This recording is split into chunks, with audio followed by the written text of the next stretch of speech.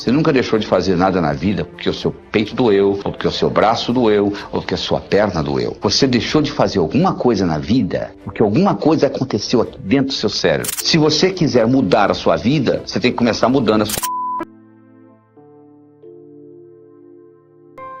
Você está obtendo os resultados que você gostaria de obter na sua vida? Se eu lhe perguntar o que é sucesso, o que você responderia? Se eu perguntar para um amigo seu, provavelmente a resposta será diferente, não é verdade? Sucesso significa coisas diferentes para diferentes pessoas. A definição que nós vamos usar é uma definição que vai servir para todos nós. Sucesso é conseguir o que você quer. O que é diferente de felicidade. Felicidade é querer o que você conseguiu. Para você ser feliz, você não precisa de mais nada. É só aceitar o que você tenha. Isto não lhe impede de continuar almejando outras coisas na vida. Só que, infelizmente, as pessoas confundem sucesso com felicidade. Eu não sei lhe ensinar a ser feliz. Agora, sucesso, sim, é uma ciência. Do mesmo modo que você aprende física, que você aprende química, você pode aprender a ser bem-sucedido. Imagine que eu colocasse aí onde você está assistindo esse vídeo, uma tábua de 40 centímetros de largura e 10 metros de comprimento. Eu colocasse no chão e solicitasse que você andasse nessa tábua, de um lado para o outro. Você conseguiria?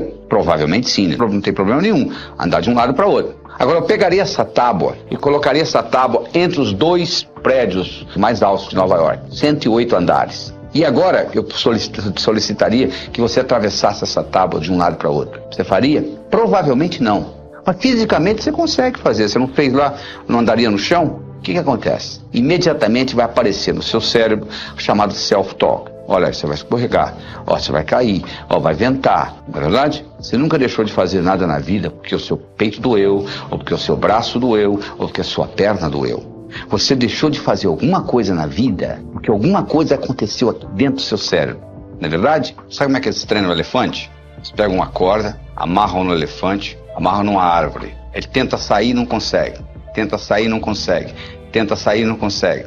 Ele desiste. Isso quando ele é bebê. Aí ele cresce pensando que ele está amarrado numa árvore. Quando ele já é adulto, o palhaço amarra uma corda nele, amarra na perna do tamborete, da cadeira lá. Ele continua pensando que está amarrado numa árvore. Nós podemos fazer a mesma coisa com pulgas. Você coloca a pulga dentro de um jarro, fecha o jarro. A pulga não gosta de ficar dentro do jarro. Ela pula, volta. Ela bate na tampa do jarro, até que ela começa a se machucar, ela começa a pular um pouquinho mais baixo. Depois que ela está fazendo isso, você vai lá e tira a tampa do jarro, ela nunca mais pula fora do jarro. Você não está acreditando? Faça experiência em casa. Não precisa fazer experiência em casa, é só olhar no espelho. Quantas coisas que você codificou na infância que você continua carregando com você? Então nós temos que voltar lá e reestruturar essa criança. E como que isso foi estruturado neurofisiologicamente? Do seguinte modo: na base do seu cérebro, você tem uma estrutura chamada substância reticular ativadora ascendente, que é abastecida pelo saldo exergônico do bioquímico celular. Estou falando difícil. O que é isso?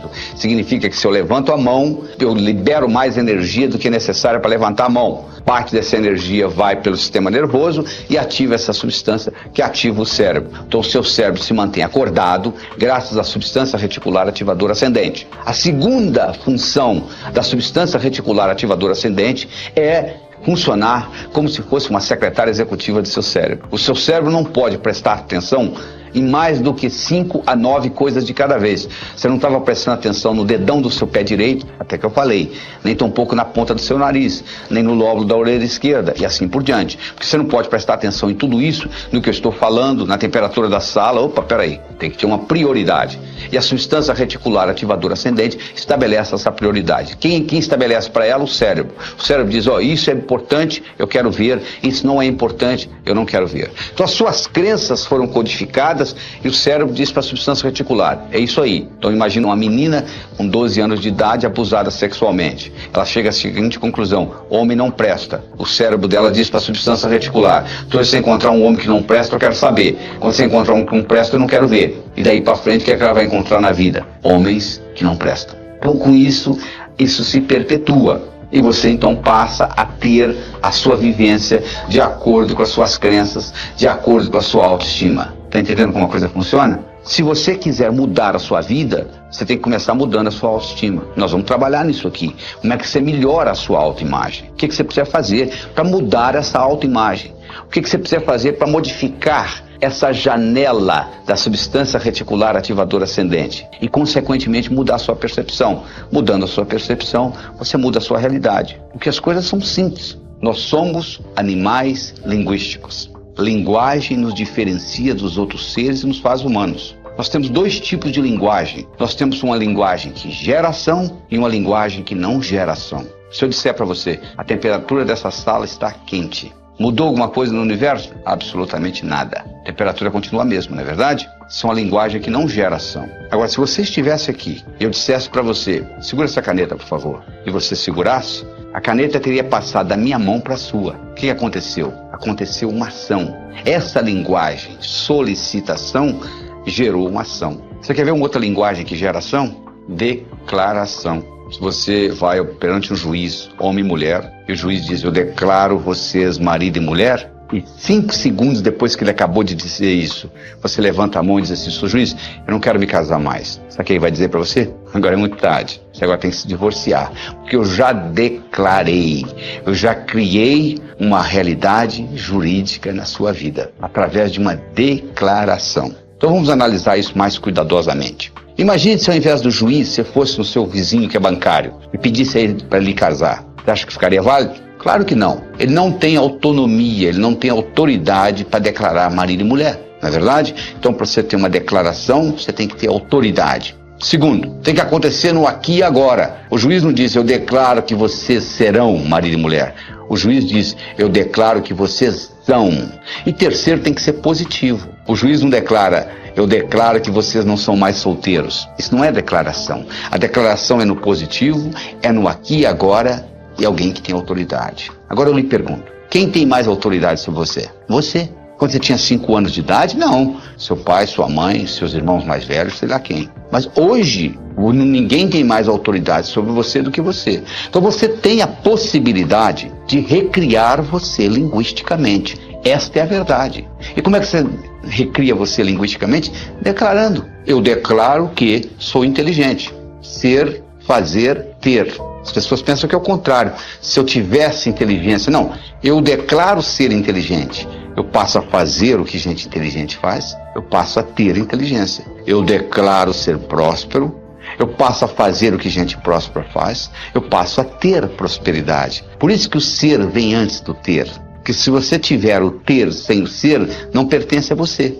Eu declaro ser a força criadora na minha vida. Significa que tudo que ocorrer de bom e tudo que ocorrer de ruim, eu sou responsável. Eu declaro ser saudável, fisicamente, mentalmente, emocionalmente, espiritualmente. Eu declaro ser sincero para comigo mesmo. Eu declaro ser livre. Significa que eu sou livre, você é livre. Eu tenho direito de pensar o que eu quiser, você tem o direito de pensar o que você quiser. Então, à medida que você vai fazendo isto, você vai mudando a cibernética do seu cérebro. O seu cérebro trabalha ciberneticamente. Cibernética é a disciplina que estuda sistemas autônomos. Se eu coloco um ar-condicionado numa sala, e coloco um termostato no ar-condicionado dessa sala, e coloco uma temperatura 21 graus Celsius, eu coloquei inteligência numa máquina. Sabe por quê? O ar-condicionado dessa sala vai ligar e desligar, independente da minha presença física. Sabia disso? Independente da minha presença física. Porque agora ele vai usar a temperatura da sala como retroalimentação. Nós também temos os nossos termostatos. Você tem um termostato para dinheiro. É como se eu tivesse escrito em letra invisível na sua testa o quanto que você vale por ano. É isso que você está ganhando. Você tem um termostato para saúde. Você tem um termostato para relacionamentos. E você pode modificar esse termostato através da linguagem e através da visualização. Se você visualiza e sabe visualizar com nitidez, se você sabe visualizar a cores, isso tem um impacto enorme nesse termostato. Deixa eu contar para você uma história com relação a termostato. Era uma vez um indivíduo que era um corretor de imóveis, o melhor corretor de imóveis que você poderia encontrar. Ele só ganhava $30 mil por ano. Nos Estados Unidos isso não é muita coisa. Um dia ele foi hipnotizado. Durante a sessão hipnótica descobriu-se que quando ele tinha 7 anos de idade o pai dele tinha morrido e a companhia para a qual o pai trabalhava tinha dado uma cerimônia e tinha convidado ele e a mãe e tinha havido um discurso de quanto o pai dele tinha sido honesto, trabalhador, dedicado, etc, etc, etc. E foi dado à mãe um envelope que era o seguro de vida do pai. Que ela abriu o envelope, tirou o cheque, $30 mil, e ele com 7 anos de idade olhou e concluiu: um indivíduo honesto, trabalhador, dedicado, vale $30 mil por ano, ele concluiu.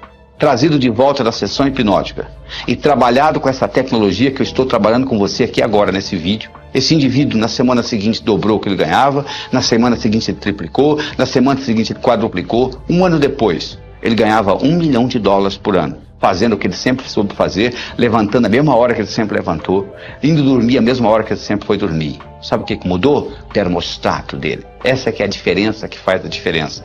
É essa mudança de termostato. Isso é que é importante. Essa mudança, é isso que nós estamos fazendo aqui.